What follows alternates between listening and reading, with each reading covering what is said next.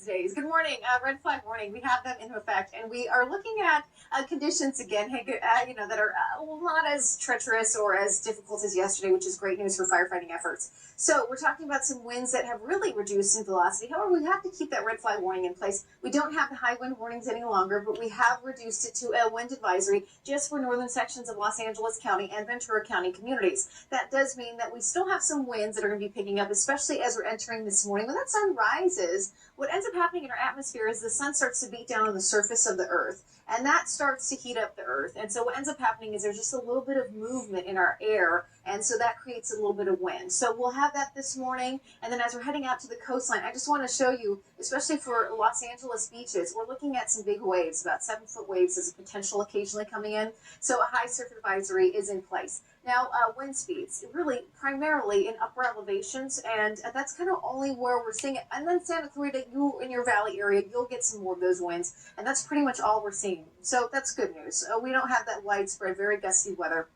It is still dry. Vegetation still parched. We don't have any rain in the forecast. It's a very, very dry season. We expected this because of La Nina, and it's a very strong La Nina.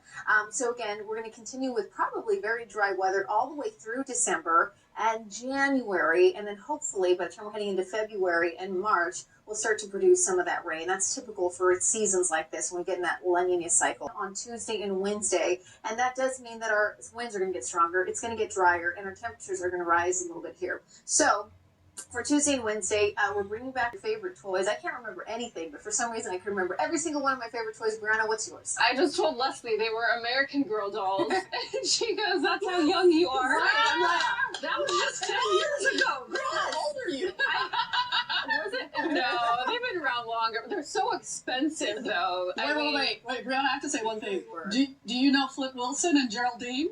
Nope. I know!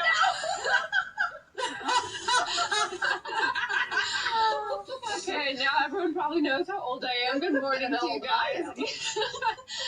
The roads are looking pretty good. We've really seen the slowest areas just due to some construction. That's out onto the 60, out toward Riverside, out toward Chino Hills. Otherwise, things aren't looking too bad. So we'll take a quick look at some of your drive times. And it is moving right along on the 10 westbound from downtown LA towards Santa Monica.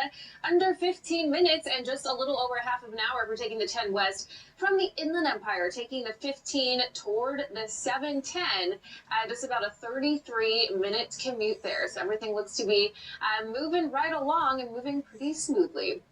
Okay, now, new this morning, the first rail line to service the San Fernando Valley in more than 68 years has been approved by Metro. The East San Fernando Valley Corridor light rail line will connect the Van Nuys station with the Sylmar San Fernando Metrolink station.